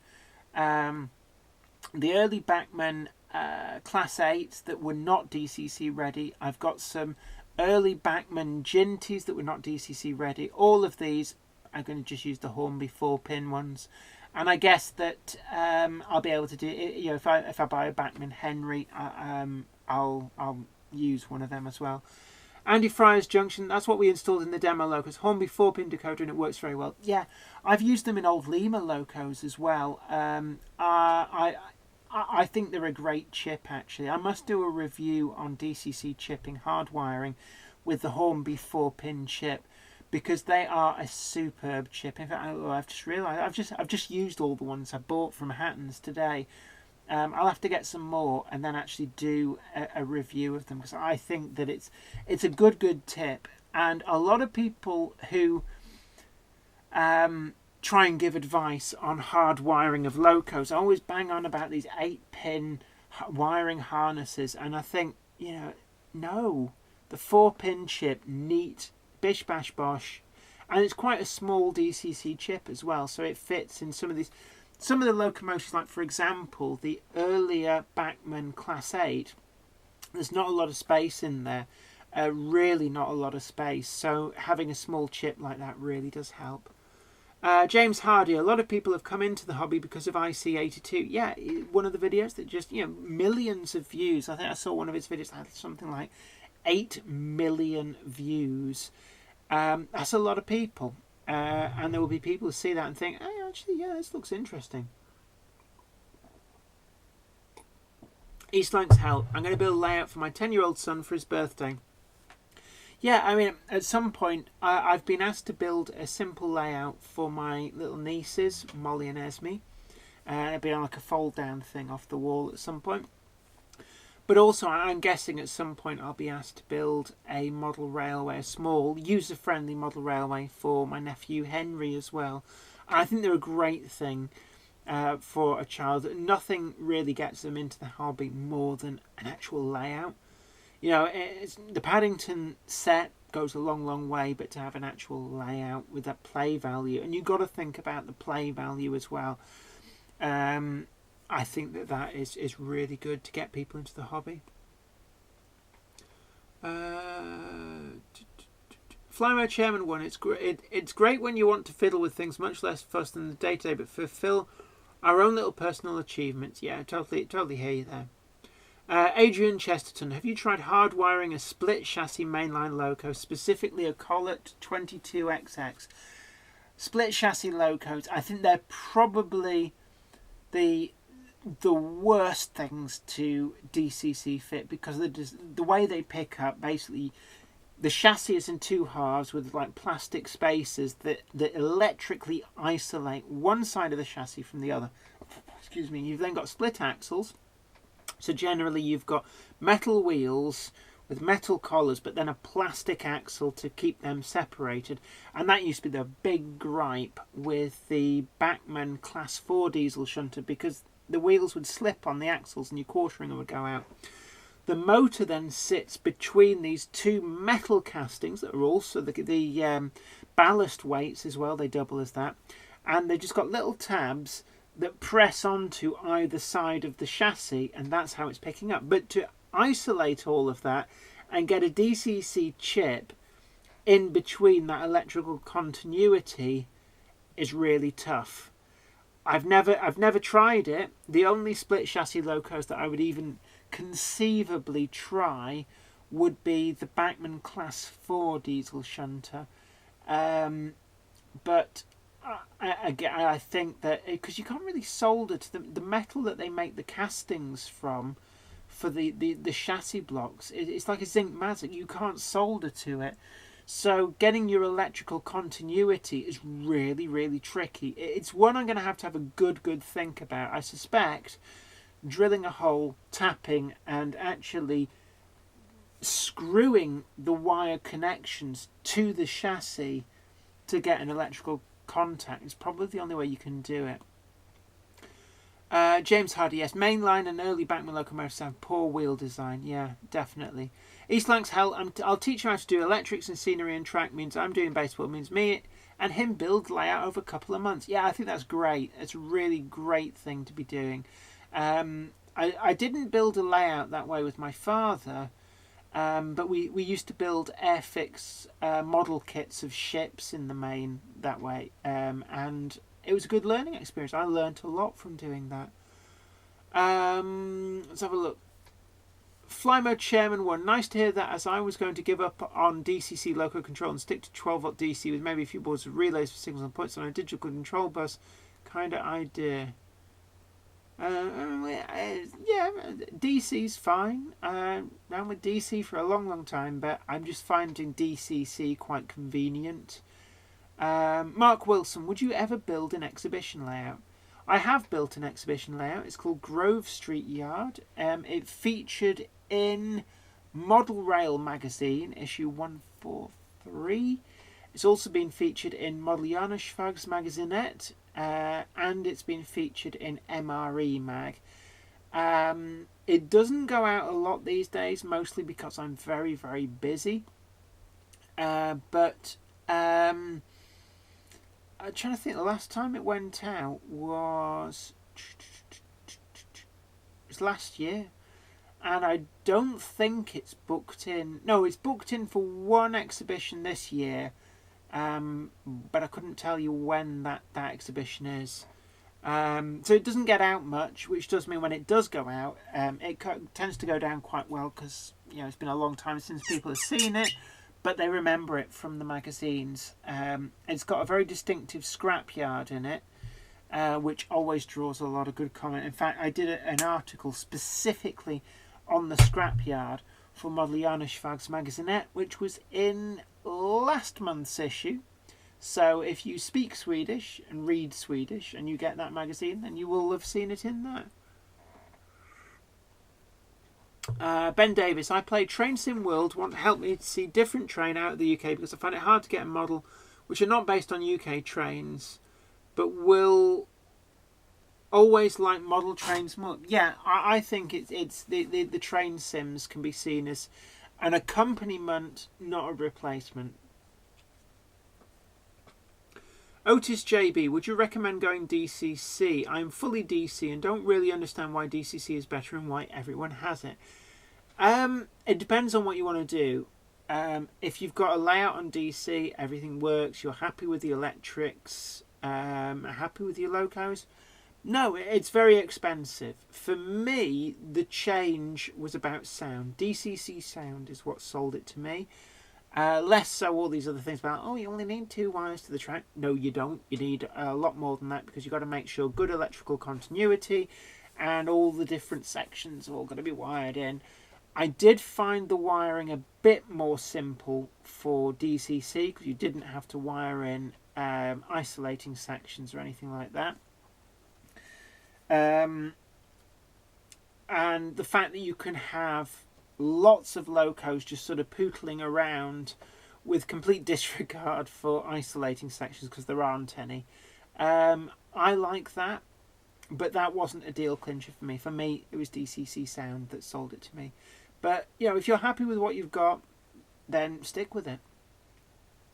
James Hardy, yes, mail. We've already read that one.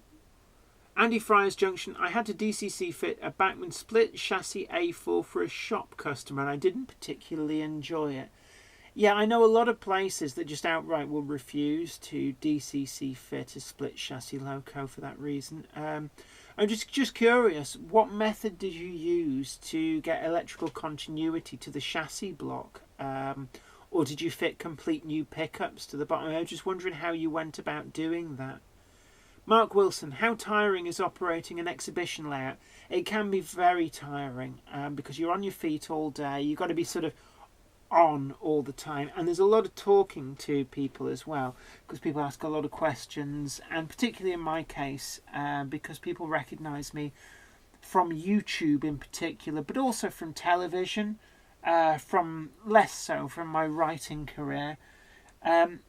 You end up doing a lot of talking. So what I recommend is I take a bottle of fizzy water, which I put some orange cordial in it. It tastes a bit like Fanta, but it's not Fanta, so it's a lot better for you. So that you always have something to drink. And also take a rug or an offcut of carpet, but I take a rug. It's about 3 feet by 6 feet, just like a kind of rug you'd have in the middle of your living room. It's an old battered one. But having that little bit of carpet under your feet does help stop you getting aching ankles and aching hips. And also have a chair that's high enough that you can sit in the chair but still see over your back scene. So I've got quite a tall, almost like what do they call them? Like a breakfast bar stool. So they're my top tips. Also have at least 2 operators. Never try and operate even a small exhibition layout. Never try and do it with just you on your own, because even like toilet breaks, no, you can't do it. You need at least 2 people so you can work it in shifts. Eastlanks Hella, I'm going to get Princess Coronation tomorrow. I've just DCC fitted one of the slightly older Hornby Princess Coronation models. I actually find it's Princess Arthur of Connaught or something like that. But I actually think it's quite a good model. It is DCC ready. It's got the socket, 8-pin socket in the locomotive, not the tender, but it does have pickups in the tender as well. They've retooled it twice, I think, since then. I still I think that older model still holds its own. I also have a Duchess of Montrose, completely new, and Duchess of Sutherland, which is the previous version. Viaduct Central Model Railway, I use Hornby Railmaster. Yeah, there's a lot of different DCC controllers. And to be honest, they all have their pros and cons. I know that there's one which seems to have a real issue with the Hornby TTS chips. Now, I've got a GaugeMaster DCC01 unit, and it has no issues whatsoever. But just be careful about that. The TTS chips, great value for money for getting sound in locomotives. I think all bar 2 of my sound chips are TTS ones. But just that's something to watch out for. Mark, how is the Garden O gauge going? The layout's complete. It just never gets used because of time. I'm looking on the security cameras here. I can see it in the garden. Big figure of 8 with sidings and stuff. It's just time. Really is just time. Adrian Chesterton. I'm trying DCC for the first time and first layout in 35 years. Oh, welcome back to the hobby. I want to try out using an Arduino interface and PC layout control through some software called JMRI. Yeah, there's some interesting software you can get to control stuff on DCC. I'd love to actually explore that further. But I'll get round to it. Ben Davis, hi Jennifer. How are you going to be getting the BACHMANN Rod 8K280? What livery will you get? Well, they did do it in the Great Central Railway livery, which is really nice. I do fancy the one in the Rod livery, the Rail Operating Division. So I'll probably end up getting that at some point as well. I would quite like that. I've also got it in BR Early Crest Weathered and BR Late Crest Weathered as well. Leslie Gilpin, I started the change to DCC about 6 months ago, but plan to be able to run DC for the unconverted locos. Yeah, it's exactly the way that I went about it. I've got one of the 4 running lines is still DC, and I still run because I've got about 170 locomotives, and I'm only just below 80. I think I've got 79 DCC fitted locos, so I'm not even halfway through chipping my entire fleet. And there are a lot of locos which just aren't going to get chipped. Hornby Hunslet Austerities, for example. I have chipped, hardwired with a Hornby 4-pin chip, one of the ex-Lancashire and Yorkshire Railway pugs, but I'm not going to do any of the others. They really would benefit from a stay alive, actually, to be honest with you. But it was an experiment. It worked, but I'm not going to do any more because I'm just never going to run them. Also, my J39 split chassis model, I'm not even going to try and chip that. I've got an old split chassis Dominion of New Zealand BACHMANN A4. I'm not going to bother with that. I've got 5 Hornby fully super detail A4s, so the other one's just display cabinet fodder. And also things like BACHMANN 04 shunters. I've got 3 of those, and I don't really think I'll particularly look at chipping them. So there's always going to be scope to run things on the DC. Ben Davis, thanks for the live stream. Oh, you're very much welcome, and thank you all for coming and keeping me company on this. On the Jenny Monday Club, merchandise is available. There we are. You too can have your Jenny Railways Monday Club mug. Nice mugs, actually. But it's always great to have all your company. Richard Hall, GaugeMaster does a prodigy Wi-Fi box for their DCC systems. Virtually a small Wi-Fi box with a JMRI engine driver app on a phone. Very useful indeed. Actually, that's good suggestion there. Oh, Fly Mode Chairman 1 as well says the same. Nice suggestion. Yeah, I'm going to have to look into that. I'm really interested. Leslie Gilpin, 170 odd locos here too, about 30 DCC. Yeah, I'm buying a lot of job lots of chips from Hatton's at the moment, but obviously other retailers are available. I decided not to sound fit all of them because that's really expensive. But what I tend to do is I've sound fitted a sort of a representation across the fleet. So, for example, I've got 2 sound fitted Class 8 shunters, but I've got a further 5 that are just DCC chipped, and I've still got like another 7 or 8 to chip. Oh god, it's like never ending really.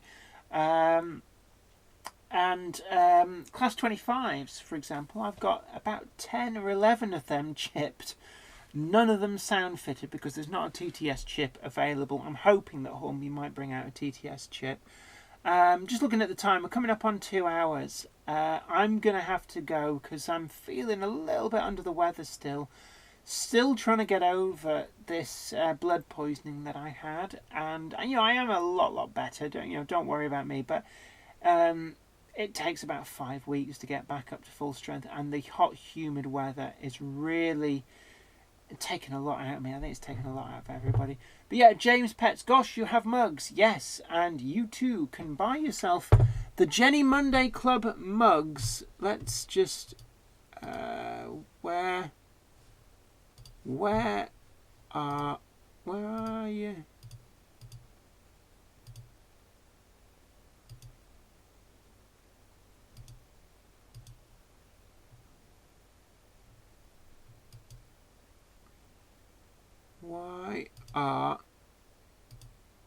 Sorry, I'm just trying to find. No, come on, give me. Yes, got it. Right, that's fine. Let's just. We're talking about the mugs. There they are. The Monday Clubs available in your lozenge of choice, and these are on teespring.com/en-gb/stores/all-mouse-media. So, anyway, yes, Fly Mode Chairman 1. Wondering how the health was going. Yeah, a lot better, but blood poisoning takes a lot of getting over.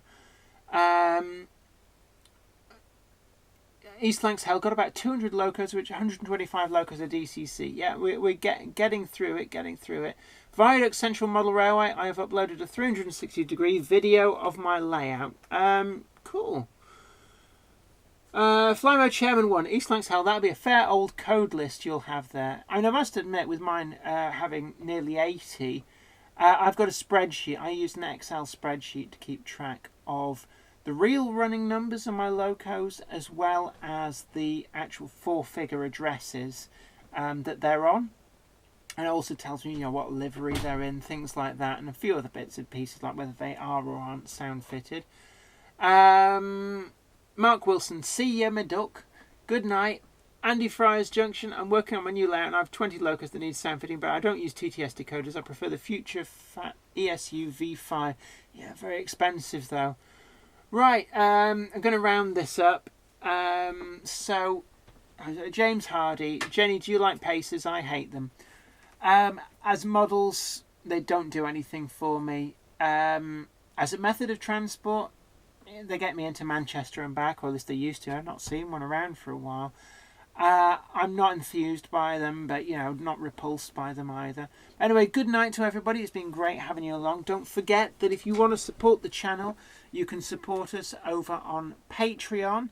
Become a Patreon, you'll get to see videos go up early for the Friday video, and also, depending on the level of Patreon subscriber, we also have books and other products as rewards for you. But until next time, you all take really good care of yourself. It's been great having your company.